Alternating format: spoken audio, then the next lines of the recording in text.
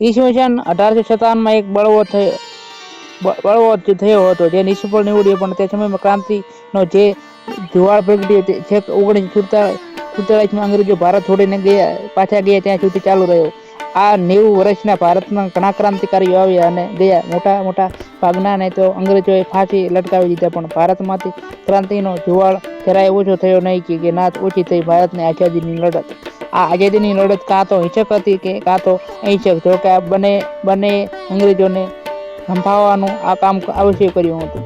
આમાં ઘણા મોટા નામો સામેલ છે, પણ દેશ માટે જાન ન્યોછાવર કરીને દેનાર મહાન ક્રાંતિકારી વીર ભગતસિંહ સાથે દેશે બહુ જ અન્યાય કર્યો છે. ક્રાંતિકારીની આગળ વીર અને શહીદનું વિરુદ્ધ મેળવનાર ભગતસિંહ પ્રથમ અને શક્તિશાળી ક્રાંતિકારી હતા. જોકે ભારતે તેમના બલિદાનની કદર કરી નથી, જે જુદી વાત છે, પણ એમના પ્રદાનને ભારત તો શું સમગ્ર વિશ્વ ક્યારેય ભૂલવાનું નથી. ઇતિહાસમાં ભગતસિંહનું નામ ઇજ્જતથી લેવાય અને લેવાતું રહે છે. ભારતના સૌથી પ્રભાવશાળી ક્રાંતિકારીઓની સૂચિમાં ભગતસિંહનું નામ સૌથી પહેલા લેવામાં આવે છે. જ્યારે પણ આપણે શહીદો વિશે વિચારીએ છીએ જેમણે દેશની આઝાદી માટે પોતાના પ્રાણોની આહુતિ આપી છે, ત્યારે પણ આપણે બહુ જ ગૌરવથી ભગતસિંહનું નામ લઈ શકીએ. ઈસવીસન 1929માં એમણે લાલા દલપતરાયની મોતનો બદલો લેવા માટે બ્રિટિશ એસેમ્બલીમાં બોમ્બ ફેંક્યો હતો. આને કારણે એમને 116 દિવસની જેલ પણ થઈ હતી. ભગતસિંહને મહાત્મા ગાંધીની અહિંસા પર ભરોસો નહોતો. 23 વર્ષની આયુમાં એમણે રાજગુરુ અને સુખદેવની સાથે ફાંસી આપી દીધી અને મરતી વખતે પણ એમણે ફાંસીના ફંદાને ચૂમીને મોતનું સુખીથી સ્વાગત કરી. ત્યારથી જ ભગતસિંહ દેશના યુવાનોને પ્રેરણા સ્ત્રોત બનેલો. આખું નામ સરદાર ભગતસિંહ કિશનસિંહ. જન્મ 28 સપ્ટેમ્બર 1907. જન્મસ્થાન બંગાળ જિલ્લાના લાલપુર, અત્યારે પાકિસ્તાનમાં. પિતા કિશનસિંહ, માતા વિદ્યાવતી. શિક્ષા 1923માં ઇન્ટરમીડિયેટ પરીક્ષા ઉત્તીર્ણ. વિવાહ નહોતા કર્યા. फरोशी की तमन्ना अब हमारे दिल में है, देखना है जोर कितना बाजुए कातिल में है. ભગતસિંહ એક ભારતીય સમાજવાદી હતા જે ભારતીય સ્વતંત્રતા અભિયાનમાં એક પ્રભાવશાળી ક્રાંતિકારી પણ માનવામાં આવે છે. તેમનો જન્મ પંજાબના શીખ પરિવારમાં થયો હતો, જે હંમેશા બ્રિટિશ રાજ્યની વિરુદ્ધ લડવા માટે તૈયાર હતા. તેમણે પોતાના યુવા દિવસોમાં યુરોપિયન ક્રાંતિકારીઓનો અભ્યાસ પણ કરી રાખ્યો હતો અને અરાજકતાવાદી અને માર્ક્સવાદી વિચારધારાઓને પ્રભાવિત થતા. એમણે પોતાના જીવનકાળ ઘણી ક્રાંતિકારી સંસ્થાઓ સાથે મળીને કામ કર્યું, જેમાં હિન્દુસ્તાન રિપબ્લિકન એસોસિએશન પણ સામેલ છે, જેને 1928માં પોતાનું નામ બદલીને હિન્દુસ્તાન સોશિયલિસ્ટ રિપબ્લિકન એસોસિએશન રાખ્યું હતું. ભગતસિંહનો જન્મ ઈસવીસન 1907માં કિશનસિંહ અને વિદ્યાવતીને ત્યાં ચલ નંબર 105 જીબી ગંગા ગ્રામ ઝરવાલા તહસીલ લયાલપુર જિલ્લા પંજાબમાં થયો હતો, જે બ્રિટિશકાલીન ભારતનો એક પ્રાંત હતો. એમનો જન્મ એ સમયે થયો હતો જ્યારે એમના પિતા અને એમના 2 કાકાને જેલમાંથી રીકા કરી દીધા હતા. તેમના પરિવારના સદસ્ય શીખ હતા, જેમાંથી કેટલાક ભારતીય સ્વતંત્રતા અભિયાનમાં સક્રિય રૂપે સામેલ હતા અને બાકીના મહારાજા રણજીતસિંહની સેવા કરતા હતા. એમના પૂર્વજોનું ગામ કટકર કલા હતું, જે નવા શહેર પંજાબ, અત્યારે તેનું નામ બદલીને ભગતસિંહનગર રાખવામાં આવ્યું છે, તેનાથી થોડેક દૂર હતું. એમનો પરિવાર રાજનીતિક રૂપે સક્રિય હતો. એમના દાદા અર્જુનસિંહ હિન્દુ આર્ય સમાજની પુનર્નિર્મિતતા અભિયાનમાં દયાનંદ સરસ્વતીમાં અનુયાયી હતા. એમને ભગતસિંહ પર બહુ જ પ્રભાવ પડ્યો. ભગતસિંહના પિતા અને કાકા કરતારસિંહ અને હરદયાલસિંહ દ્વારા ચલાવવામાં આવતી ગદર પાર્ટીને પણ સદસ્ય હતા. અરજીતસિંહ બહુ જ બધા કાનૂની મકદ્દમા હોવાને કારણે એમણે નિર્વાસિત કરવામાં આવ્યા. જ્યારે સવર્ણસિંહનું 1910માં લાહોરમાં જ જેલમાંથી રિહા થયા પછી મૃત્યુ થઈ ગયું. પછી એમની આયુમાં બીજા શીખોની જેમ લાહોરની ખાલસા હાઈસ્કૂલમાં નહોતા ગયા, કારણ કે એમના દાદા એમને બ્રિટિશ સરકારની શિક્ષા નહોતા આપવા માંગતા. પણ પછીથી એમને દયાનંદ વૈદિક સ્કૂલમાં નાખવામાં આવ્યા, જે આર્ય સમાજની એક સંસ્થા હતી. 1919માં જ્યારે એ માત્ર 12 વર્ષના હતા ત્યારે જલિયાવાલા બાગમાં હજારો નિસશસ્ત્ર લોકોને મારી નાખવામાં આવ્યા. જ્યારે એ 14 વર્ષના થયા ત્યારે એ લોકોમાંથી હતા જે પોતાની રક્ષા માટે, દેશની રક્ષા માટે બ્રિટિશોને મારતા હતા. ભગતસિંહે ક્યારેય મહાત્મા ગાંધીના અહિંસામાં તત્વોને ના અપનાવ્યું. એમનું એ જ માનવું હતું કે સ્વતંત્રતા મેળવવા માટે હિંસક બનવું બહુ જરૂરી છે. એ હંમેશા ગાંધીજીના અહિંસાના અભિયાનને વિરોધ કરતા હતા, કારણ કે એમને અનુસાર 1922માં ચોરા કાંડમાં માર્યા ગયેલા ગ્રામીણ લોકોની પાછળનું કારણ અહિંસક હોવું એ જ હતું. ત્યારથી ભગતસિંહે કેટલાક યુવાનો સાથે મળીને ક્રાંતિકારી અભિયાનની શરૂઆત કરી, જેનો મુખ્ય ઉદ્દેશ્ય હિંસક રૂપે બ્રિટિશ રાજને ખતમ કરવું હતું. 1923માં ભગતસિંહ લાહોરની નેશનલ કોલેજમાં સામેલ થયા હતા. તેમણે બીજી ગતિવિધિઓમાં પણ ભાગ લીધો, જેમ કે નાટકીય સમાજ, ઢોંગી સમાજ ભાગ લેવો. 1924માં પંજાબમાં હિન્દી સાહિત્ય સંમેલન દ્વારા આયોજિત નિબંધ સ્પર્ધા જીતી. તેમાં એમણે પંજાબની સમસ્યાઓ વિશે લખ્યું હતું કે ઇટાલિયાના પ્રભાવિત થયા અભિયાનમાં બહુ જ પ્રભાવિત થયા, અને જોતા એમણે 1926માં નવજવાન ભારત સભામાં ભારતીય રાષ્ટ્રીય યુવા સંસ્થાની સ્થાપના કરી. પછી તે હિન્દુસ્તાન રિપબ્લિકેશન એસોસિએશનમાં સામેલ થયા, જેમાં ઘણા બહાદુર નેતા હતા, જેમ કે ચંદ્રશેખર આઝાદ, રામપ્રસાદ સિપીમલ અને શહીદ અશફાક ખાન. ભગતસિંહ કહે છે કે મારું જીવન કોઈ શ્રેષ્ઠ અભિયાનને પૂરું કરવા માટે છે, અને આ અભિયાન દેશને આઝાદી આપવાનું છે. અમને આ સમયે કોઈ પણ વ્યક્તિ, કોઈ પણ પ્રભુ મને મારી લક્ષ્ય પ્રાપ્તિ નહીં રોકી શકે. યુવાનો પર ભગતસિંહના પ્રભાવને જોતા પોલીસે મે 1969માં યુવાનો પર ભગતસિંહના પ્રભાવને જોતા પોલીસે મે 1929માં ભગતસિંહને પોતાને હિરાસતમાં લીધા, એવું કહીને ઓક્ટોબર 1926માં થયેલા લાહોર બોમ્બ ધડાકામાં એ સામેલ હતા, અને એમણે હિરાસતના લીધા પછી 5 સપ્તાહમાં એમણે છોડી મૂક્યા. ભગતસિંહ અમૃતસરમાં વિચાતા યુદ્ધ અને પંજાબી અખબારોમાં લખતા પણ હતા, અને એમના સંપાદક પણ હતા, અને આ અખબારોને નવજવાન ભારત સભામાં પ્રકાશિત કરવામાં આવતા હતા. તેમાં બ્રિટિશરોની ખાલ ખેંચી હતી. એ કીર્તિ કિસાન પાર્ટીના અખબાર કીર્તિ માટે પણ લખતા હતા. આજે જ દિલ્હીમાં પ્રકાશિત થવાવાળા વીર અર્જુન અખબાર માટે પણ લખતા હતા. પોતાના લેખમાં એ પ્રધાનની બળવંત, રણજીત અને વિદ્રોહી નામનો ઉપયોગ કરતા હતા.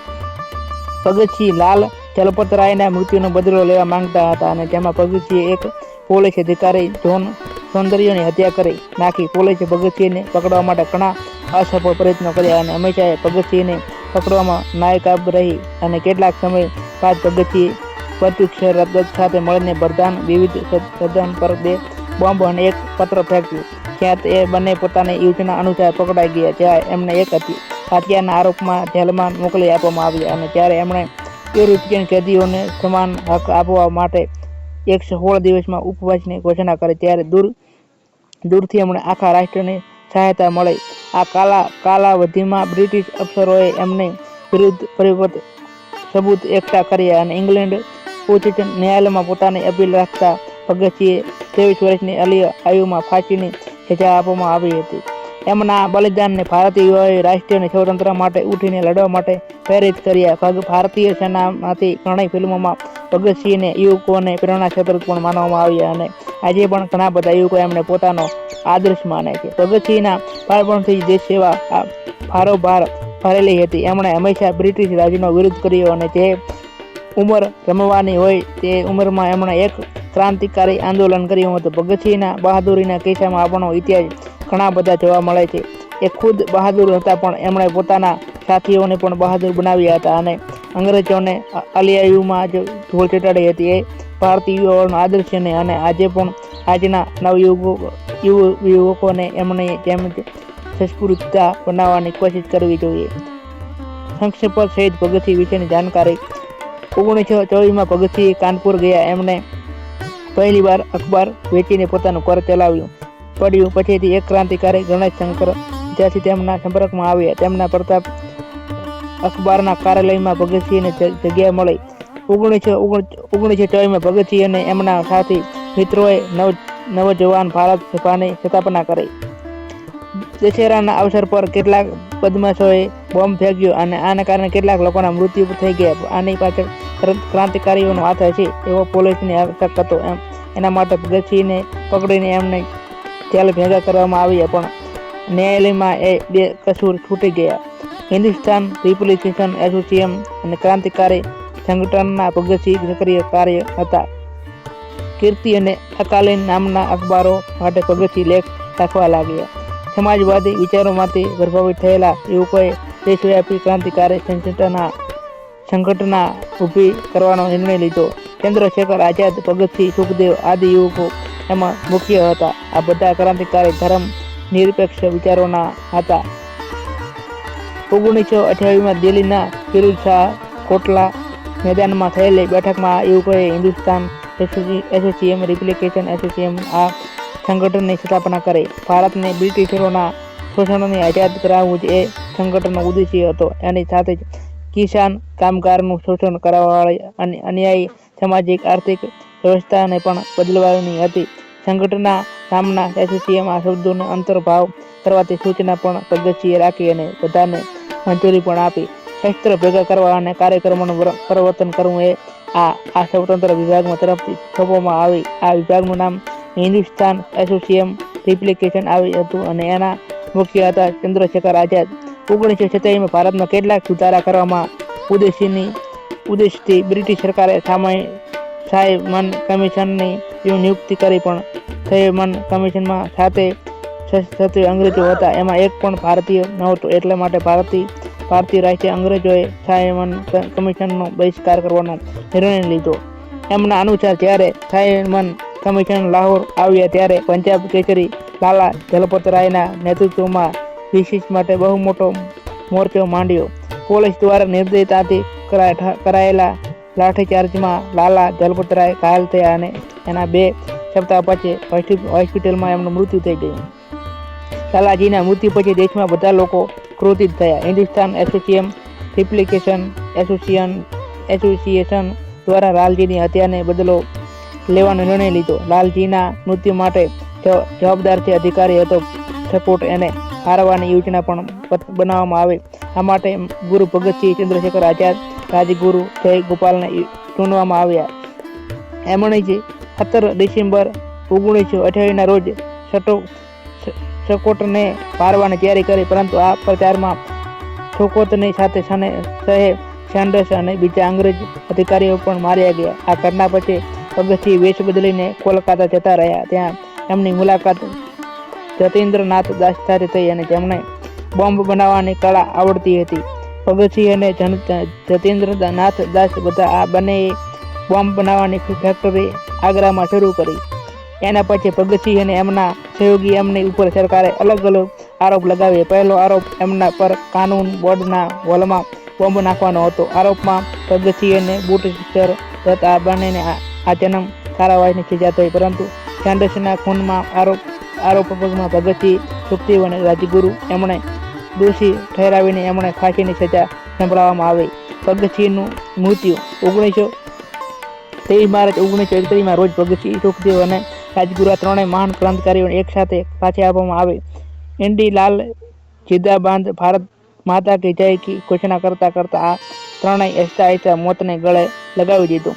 ભગતસિંહના પ્રખ્યાત સ્લોગન અને વાક્યો: सीने पर जो जख्म है सब फूलों है गुच्छ है, हमें पागल ही रहने हैं, हम पागल ही अच्छे हैं, मैं एक मानव हूँ और जो कुछ भी मानवता को प्रभावित करता है उसको मुझे मतलब है, जिंदगी अपने दम पर जीत जाती है, दूसरों को कंधों पर तो जनाजे निकलते हैं, सारे जहाँ से अच्छा हिंदुस्तान हमारा.